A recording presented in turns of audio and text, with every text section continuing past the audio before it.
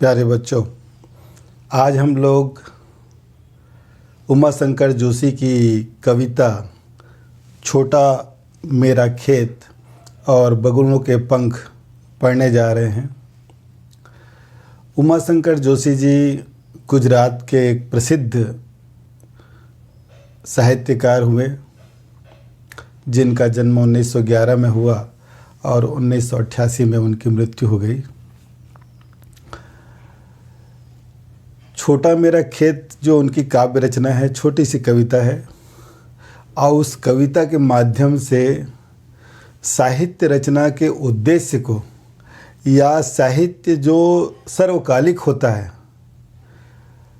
उसको साबित करने का प्रयास उन्होंने एक रूपक के माध्यम से खेती और कविता दोनों के बीच तादात्म्य में स्थापित करने का प्रयास उन्होंने अपनी कविता के माध्यम से किया है।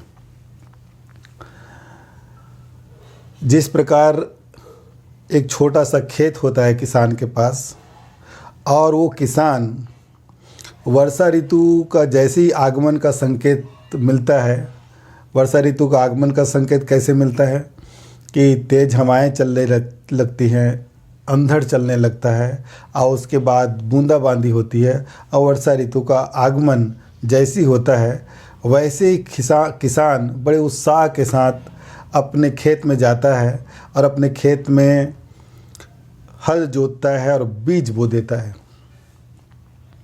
और वो बीज धीरे धीरे सूर्य की गर्मी से और मिट्टी के दोनों के और पानी के सम्मिलन से बीज जो होता है वो फूटता है, अपने आप को गलाता है और एक नए सृजन का निर्माण होता है, एक नए पौध का निर्माण होता है। वो पौध धीरे धीरे धीरे धीरे धीरे धीरे पल्लवित पुष्पित हो जाता है और वो किसान ये भी देखता है कि मेरा ये जो फसल उगा हुआ है, ये उगे हुए फसल पर कोई कीड़े मकोड़े नुकसान न पहुंचा दे, कोई बीमारी ना आ जाए, इसलिए वो रासायनिक खादों का छिड़काव करता है और उसे धीरे धीरे पालते पोसते पानी देते उसकी रोपाई करते हुए उसकी देखभाल करते हुए उसको धीरे धीरे धीरे धीरे आगे बढ़ाता है। और वही पौधा जो बीज के रूप में था अंकुर बना, अंकुर होने के बाद पल्लवित पुष्पित हुआ, बीमारी न लग जाए इसलिए छिड़काव हुआ, बीमारियों से उसकी सुरक्षा हुई और वही धीरे से आगे बढ़कर फसल के रूप में लहलहाने लगता है और उस लहलाते हुए फसल को, उस अन्न को लोग खाते हैं, भोजन के रूप में पकाकर खाते हैं और स्वाद लेते हैं और तृप्ति का अनुभव करते हैं। एक किसान, ठीक उसी प्रकार यहाँ पे उमा शंकर जोशी जी कहते हैं कि कविता भी मेरे कविता का एक जब लिखना शुरू करता हूँ तो जो कागज़ का एक पन्ना होता है, चौकोर पन्ना होता है, वो मेरे लिए एक खेत के समान होता है और उस खेत में मैं अपने भाव जो उमड़ते घुमड़ते हैं, जैसे वर्षा ऋतु के आने के पहले हवाएं तेज़ चलने लगती हैं, उसी प्रकार उमा शंकर जोशी जी कहते हैं कि जब मैं काव्य रचना करने के लिए जब बैठता हूँ तो मेरे उस चकोर पन्ने पर जो मेरा खेत है, मैं जब लिखने के लिए आरंभ करता हूँ तो मेरे भाव जो हृदय में स्थल पर मन मस्तिष्क पर उमड़ते घुमड़ते रहते हैं, वो शब्द के बीज के रूप में उस कागज़ में अंकित हो जाते हैं। उसको मैं लिख देता हूँ और लिख देता हूँ, उसके बाद उस शब्द से कई भावार्थ निकलते हैं, कई अर्थ निकलते जाते हैं और कल्पना के सहारे उसका अर्थ को और बढ़ाते हुए गंभीर बनाते हुए वो शब्द गल जाते हैं और शब्द गल जाते हैं तो उसके भीतर का एक नया अर्थ उभर आता है और उस नए अर्थ को ग्रहण करते हुए, उसको स्वीकार करते हुए, उसी भाव को आगे बढ़ाते बढ़ाते मैं और काव्य रचना को आगे बढ़ाते जाता हूँ। कल्पना के सहारे से उसको क्रम से आगे बढ़ाते जाता हूँ और एक स्थिति ऐसी आती है कि मेरी एक काव्य की रचना हो जाती है, फसल पक जाता है और उसको जब पाठक पढ़ते हैं, श्रोता सुनते हैं, तो वो जो आनंद महसूस करते हैं वो अलौकिक आनंद होता है।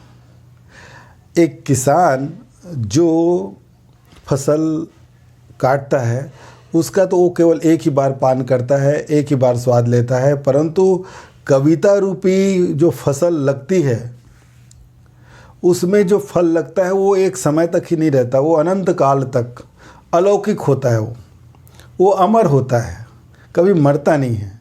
यानी कवि जिस समय काव्य रचना करता है उस समय से लेकर उस समय के लोगों ने जो आनंद लिया वही आज के लोगों ने भी आनंद लिया। साहित्य को परिभाषित करते हुए कहा गया है कि ऐसी लिखित रचना जिसमें सबका हित समाहित हो उसे साहित्य कहते हैं।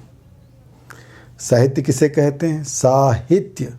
ऐसी लिखित रचना, चाहे वो गद्य में हो चाहे पद्य में हो, ऐसी लिखित रचना जिसमें सबका हित समाहित हो उसे साहित्य कहते हैं।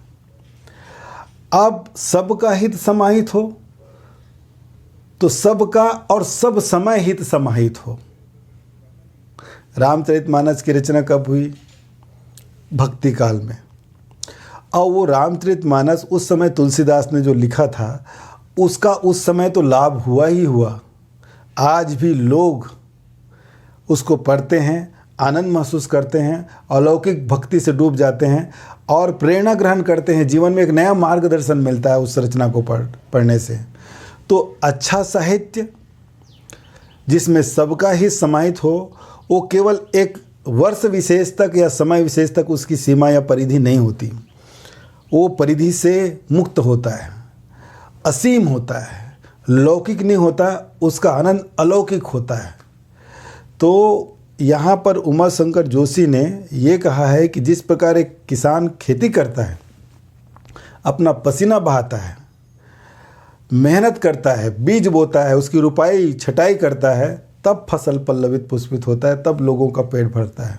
उसी प्रकार एक काव्य रचना करने वाला कवि भी जब अपने कागज रूपी चौकोन पन्ने पर खेती करता है तो आसानी से नहीं होता, उसको बहुत चिंतन करनी पड़ती है, कल्पना लोक में विचरण करना पड़ता है, क्या क्या संभावनाएं हो सकती, उस संभावनाओं को टटोलता है।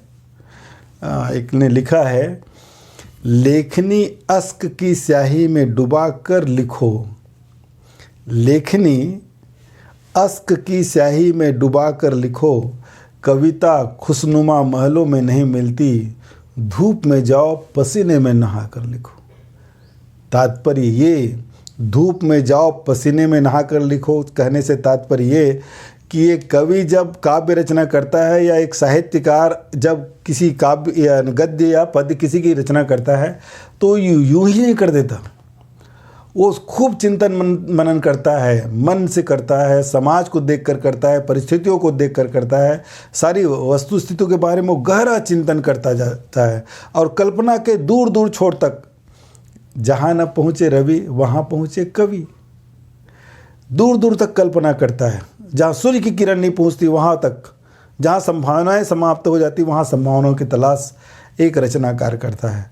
और पूरी तरह से जब वो अपने भाव में डूब जाता है और डूब जाता है तो उसके हृदय से जो शब्द निकलते हैं वो कई अर्थों को ग्रहण किए रहते हैं, एक केवल प्रत्यक्ष अर्थ नहीं रहता उसका। वो शब्द जब गलते हैं, बीज जब गलता है तो फसल, एक बीज से कई दाने निकलते हैं।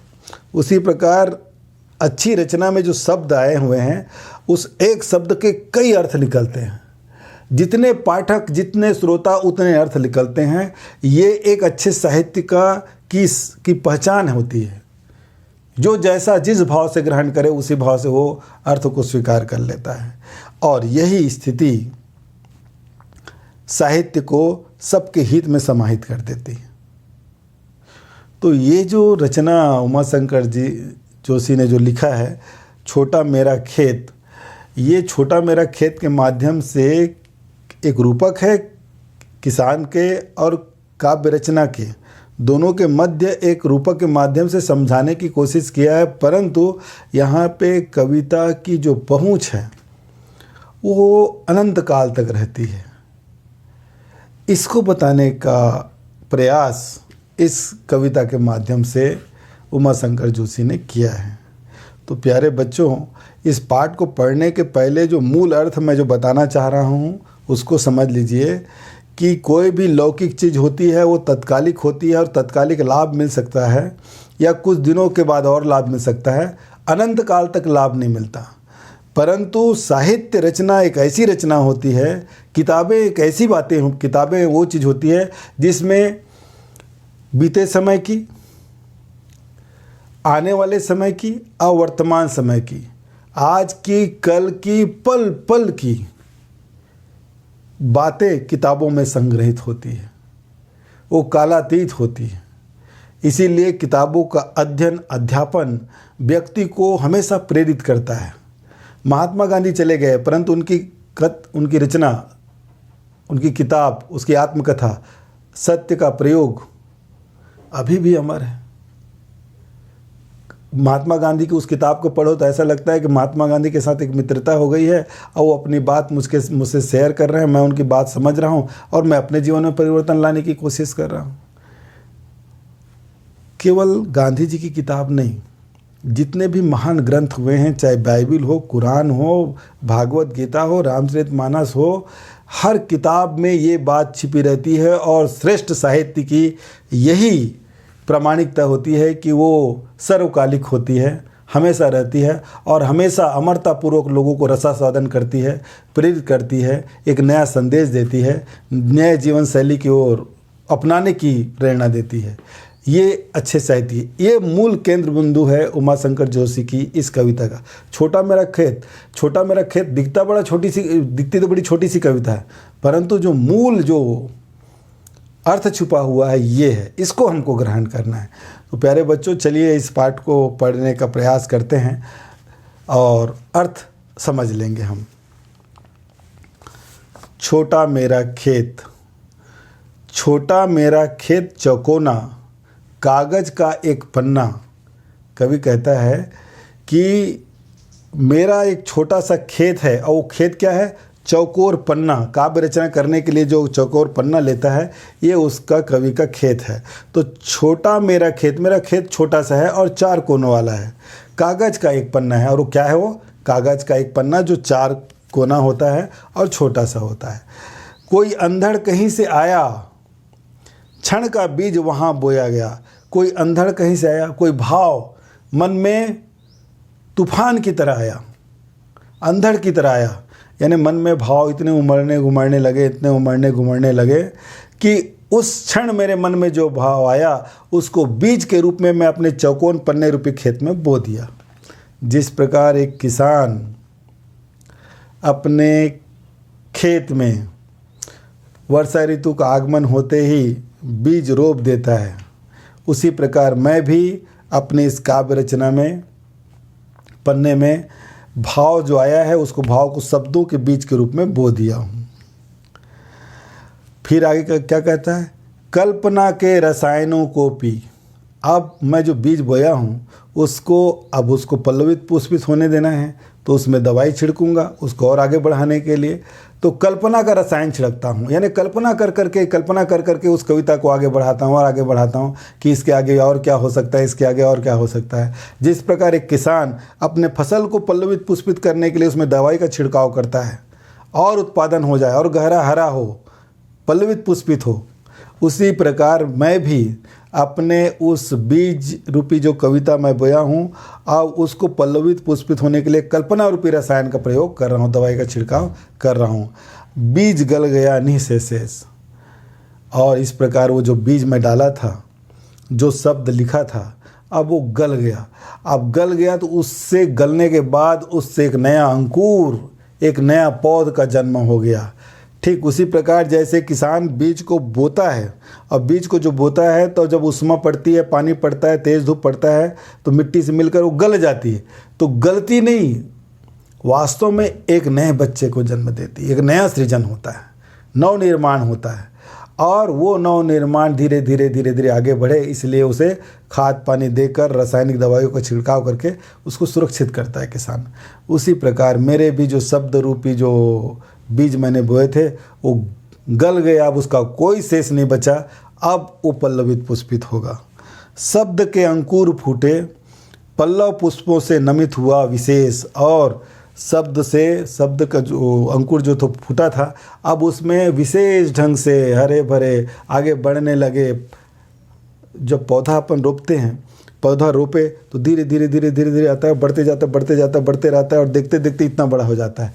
उसी प्रकार जब मैं काव्य रचना कर रहा हूँ तो मैंने जो शब्द रूपी अंकुर बीज जो डाले थे वो अंकुरित हो गया और धीरे धीरे मेरी काव्य रचना धीरे धीरे पल्लवित पुष्पित बड़ी हो रही है। अब शब्द गल गए हैं, बीज गल गए हैं, अब एक नया निर्माण हो रहा है, एक नई कविता का आगमन हो रहा है। झूमने लगे फल, अब उसमें क्या लगने लगे? फल लगे हैं।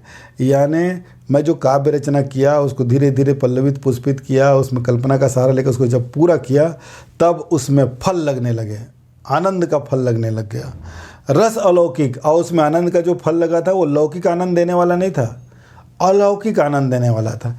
आनंद दो प्रकार का होता है, लौकिक और अलौकिक। लौकिक संसारिक हंसी मजाक करने से, खाने पीने से जो आनंद मिलता है उसे लौकिक आनंद कहते हैं।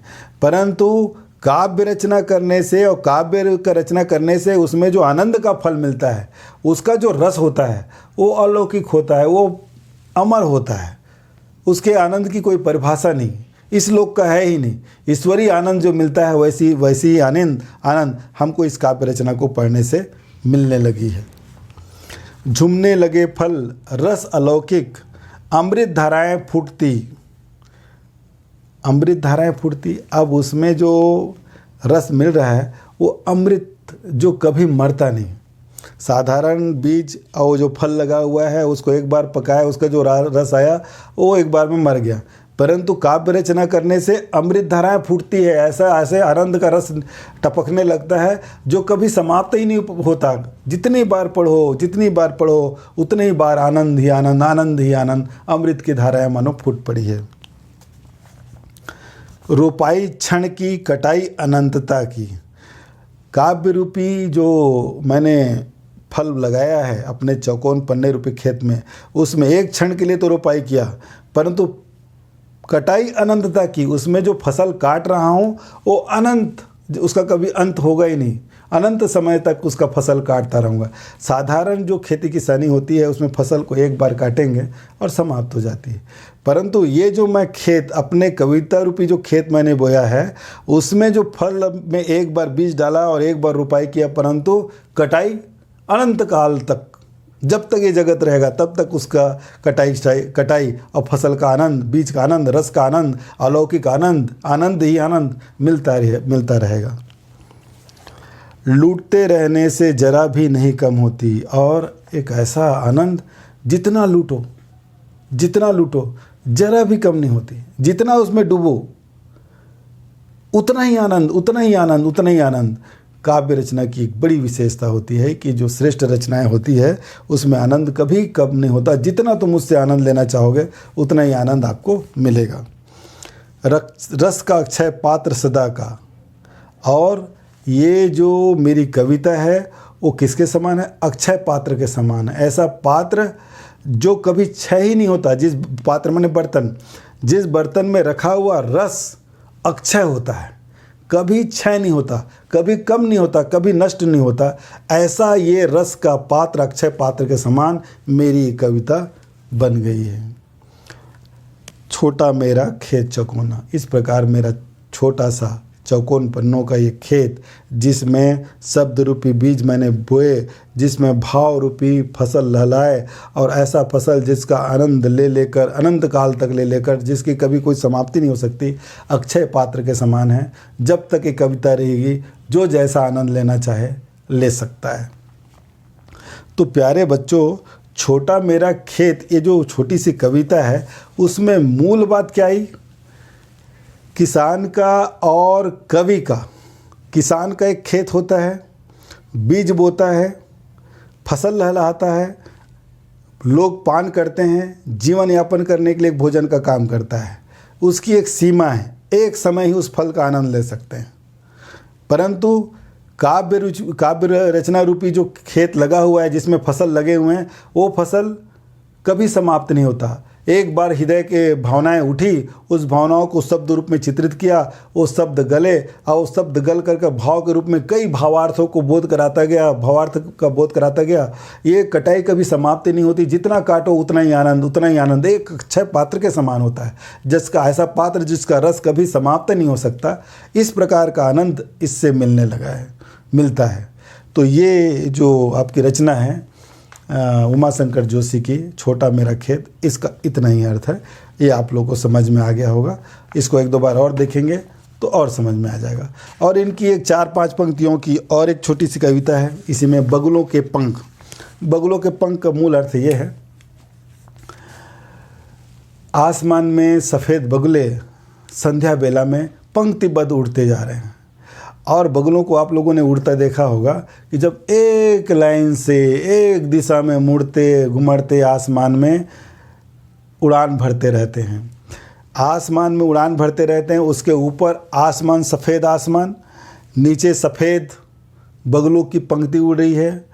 प्रकृति का संध्या बेला का समय है, वो प्रकृति का वो सौंदर्य उमाशंकर जोशी को इतना भा जाता है, इतना भा जाता है कि वो कहता है कि ये दृश्य जो दिख रहा है, जो मोह जो दिख रहा है, वो माया जो मुझे आकर्षित कर दिया है, वो रुक सा जाए, वो रुके तो मैं उसका आनंद, असीम आनंद का पूरा पान कर सकूं। तो उसी को बहुत सुंदर ढंग से एक चित्रांकन, चित्रात्मक शैली में चित्रित करने का प्रयास, लिखने का प्रयास किया है कवि ने। ये दरअसल बगुलों के पंख गुजराती में लिखा गया था, जिसको भोला भाई पटेल ने हिंदी में अनुवाद किया। और छोटा मेरा खेत जो हम लोग काव्य रचना जो अभी पढ़े थे, उसको रघुवीर चौधरी ने छोटा मेरा खेत जो गुजराती में लिखा था उमाशंकर जोशी की रचना, उसको हिंदी में अनुवाद किया रघुवीर चौधरी ने। और बगुलों के पंख जो था उसको भोलाराम पटेल ने हिंदी में अनुवाद किया है। तो देखें हम क्या है। बगुलों के पंख, नभ में पाती बंधे बगुलों के पंख, नभ में आसमान में, पाती बंधे पंक्तिबद्ध बगुलों के, बगुले जो हैं पंख फड़फड़ाते हुए लहराते हुए आसमान में पंक्तिबद्ध उड़ान भर रहे हैं। चुराए लिए जाती वे मेरी आँखें, वो मेरी आँखों को मानो चुरा के ले गए। यहाँ चुरा के ले गए कि तात्पर्य है कि वो दृश्य जो आसमान में पंक्तिबद्ध सफ़ेद बगुलों का समूह जो उड़ान भर रहा है, वो मानो मेरी आंखों को चुरा कर ले गया। अर्थात इतना मोहित कर दिया, इतने मोहित कर दिया है कि मेरी आंखें एक टक देख रही है और कहीं नहीं देख रही हैं, उसी को देख रही हैं। मानो मेरी आंखों को एक अपनी ओर आकर्षित करके एकाग्र एक जगह स्थित कर दिया है। कजरारे बादलों की छाई नभ छाया, काले काले बादल और काले काले बादल जो है आसमान में मंडरा रहे हैं, काली काली छाया हैं, कजरारे हैं।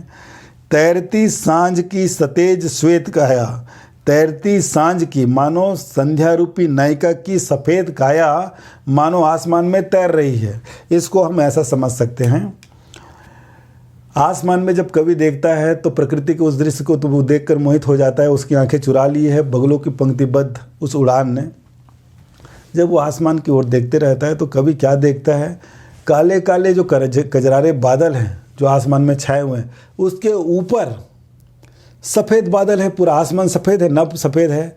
उस दृश्य को देखकर कवि कल्पना करता है मानो संध्या रूपी नायिका ने, संध्या रूपी नायिका का गौरवर्ण श्वेत काया, सफ़ेद काया, गौरवर्ण की काया मानो आसमान में तैर रही है, उड़ान भर रही है। समझ लीजिए इसको। काले काले बादल हैं, काले काले बादल आ रहे हैं जा रहे हैं, उसके ऊपर आसमान है, वो आसमान सफ़ेद है और संध्या का बेला है। उसको देखकर कवि कल्पना करता है मानो संध्या रूपी सांझ रूपी नायिका अपने जो जिसका शरीर गौरवर्ण का है, सफ़ेद रंग वाली है, वो मानो आसमान में उड़ान या तैर रही है। इतना सुंदर दृश्य वो बादलों को देखकर, उसके भीतर के आसमान को, ऊपर के आसमान को देखकर कवि कल्पना करता है, मन को मोहने वाला है। हौले हौले जाती मुझे बांध निज माया से, और धीरे धीरे धीरे धीरे वो जो सौंदर्य जो दिख रहा है अपनी माया से मुझे मोहित करके रख दिया, बांध करके रख दिया। तात्पर्य ये कि कवि उस प्रकृति के उस सौंदर्य को देखकर इतना मंत्रमुग्ध हो जाते हैं, इतना डूब जाते हैं कि वो उसी में डूब जाते हैं पूरा। उसे कोई तनिक रोक रखो। कवि कहता है कि वो दृश्य हटे मत, वो आकर्षण, वो मोह मेरे जीवन में कभी समाप्त मत हो, उसको रोक लो। और पूरे जीवन में नहीं, तनिक रोक लो, थोड़ा सा रोक लो, ताकि मैं उसका पान कर सकूं, उस आनंद का आनंद उठा सकूं, उस सौंदर्य का आनंद उठा सकूं। वह तो चुराए लिए जाती मेरी आंखें, वो तो मेरी आंखों को चुरा के ले गए। मैं एकटक मंत्रमुग्ध सा उसकी ओर देख रहा हूँ। नभ में पाती बंधी बगलों के पाँखें। इस प्रकार वो जो आसमान में पंक्तिबद्ध जो बगलों का समूह उड़ान भर रहा है, वो मुझे मोहित करके रख दिया है। एक छोटी सी कविता है, बगलों के पंख। नभ में पाती बंधे बगलों के पंख, चुराए लिए जाती वे मेरी आँखें। कजरारे बादलों की छाई नभ छाया, तैरती सांझ की सतेज श्वेत काया। यानी सांझ की संध्या बेला की सफ़ेद काया उसको आकर्षित करके रख ली है। वो आसमान में उड़ रही है और हौले हौले जाती मुझे बांध निज माया से। वो धीरे धीरे मुझे अपने माया में बांध करके रख दी है। मैं एकनिष्ठ हो गया हूँ उसके प्रति। उसे कोई तनिक तो रोको, उसको थोड़ी देर के लिए रोक लो कि मैं उस सौंदर्य का और पान कर लूँ। वह तो चुराए लिए जाती मेरी आँखें, और इस प्रकार मेरी आँखों को चुरा कर ले गया है। ये उमाशंकर जोशी की एक कविता, छोटा मेरा खेत और बगलों के पंख।